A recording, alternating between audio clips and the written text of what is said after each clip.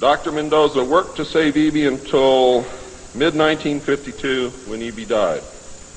Dr. Mendoza eventually, according to the information that I read, became the expert on at least this type alien biology. In a futile attempt to save Eby and to try and gain favor with this technological superior alien race, the United States began broadcasting a call for help early in 1952 into the vast regions of space. If you know they're better than you, and if you know they can lick you, you better try and be friends with them, and that's what this effort was all about. The call went unanswered, but the project continued as an effort of good faith. President Truman created the super-secret National Security Agency by secret executive order on November 4th, 1952, and until recent years, there wasn't 1 in 50,000 people in the United States who even knew it existed. Its primary purpose was to decipher the alien communications and language and establish a dialogue with the aliens. This most urgent task was a continuation of the earlier effort and was codenamed Sigma. The secondary purpose of the NSA was to monitor all communications and emissions from any and all devices worldwide for the purpose of gathering intelligence, both human and alien, and to contain the secret of the alien presence. Project Sigma, ladies and gentlemen, was extremely successful. The NSA also maintains communications with the Luna base and other secret space programs. By executive order, the NSA is exempt from all laws which do not specifically name the NSA in the text of the law as being subject to that law. How many of you know what that means? That means we have a completely lawless organization running around the country doing whatever they want to do, answering to no one, and under no law which does not name the National Security Agency in the text of that law as specifically being subject to that law by executive order of the President of the United States. That means that if the agency is not spelled out in the text of any and every law passed by the Congress, it is not subject to that or those laws. The NSA now performs many other duties and in fact is the premier agency within the intelligence community. Today, the NSA receives 75% of the monies allotted to the intelligence community. And the old sayings, ladies and gentlemen, where the money goes, therein the power resides, is absolutely true.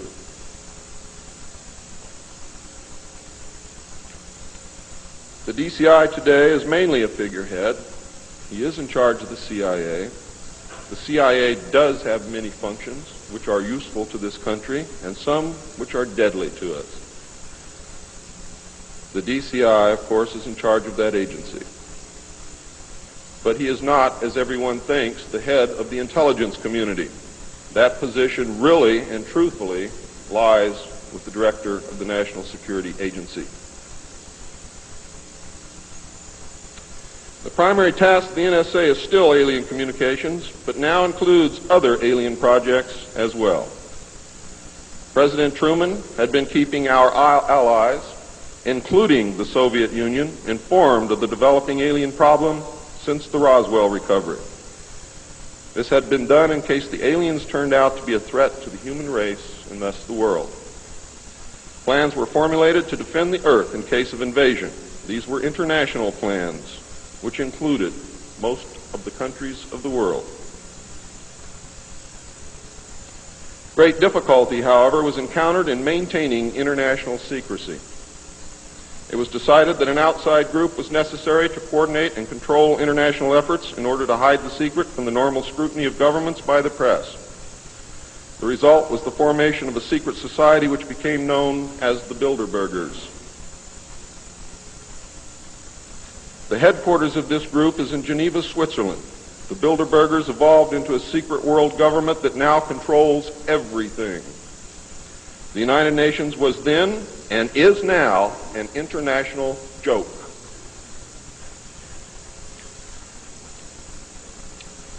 In 1953, a new president occupied the White House. He was a man used to a structured staff organization with a chain of command.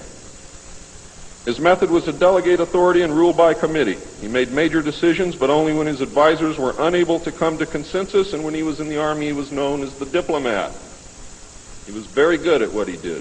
He was very good at bringing people together, reaching consensus, and getting people to work for him. His normal method was to read through or listen to several alternatives and then approve one. Those who worked closely with him have stated that his favorite comment was, "Just do whatever it takes." Now here's a man very different from President Truman. He spent a lot of time on the golf course. This was not all unusual for a man who had been career Army with the ultimate position of Supreme Allied Commander during the war, a post which carried 5 stars along with it. In fact, he deserved it. This president was General of the Army Dwight David Eisenhower. During his first year in office, 1953, at least 10 more crash discs were recovered, along with 26 dead and 4 live aliens. One of the 4 live aliens died within hours of being removed from the craft. The others died approximately 3 or 4 days later.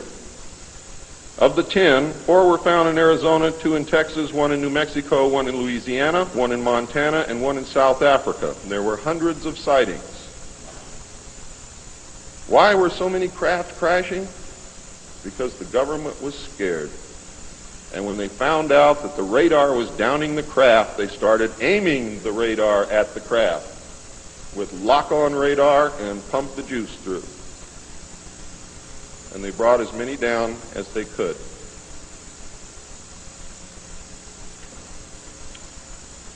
Eisenhower knew that he had to wrestle and beat the alien problem.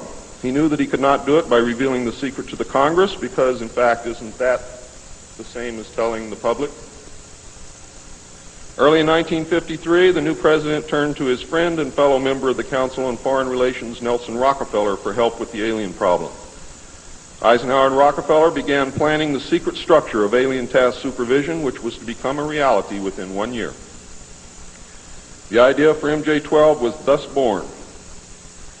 It was Nelson's uncle Winthrop Aldrich who had been crucial in convincing Eisenhower to even run for president. The whole Rockefeller family, and with them the Rockefeller empire, had solidly backed Eisenhower.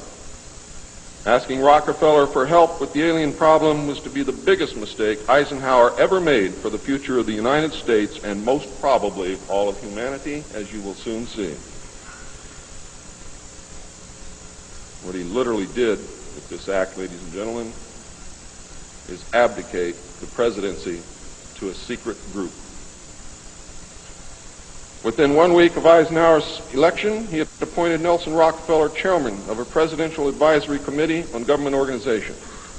Rockefeller was responsible for planning the reorganization of the government. New Deal programs went into one single cabinet position called the Department of Health, Education, and Welfare. When the Congress approved the new cabinet position in April of 1953, Nelson was named to the post of Undersecretary to Ovida Culp Hobby. In 1953, also, astronomers discovered large objects in space which were moving toward the Earth, and it was first believed that they were asteroids. However, if you know much about astronomy, you know that you can predict or project backward orbital paths of bodies in space and determine where they come from, what they're doing, where they're going, and what their orbital path really is. Well, this failed to pan out, and the evidence proved that the objects could only be spaceships intelligently guided.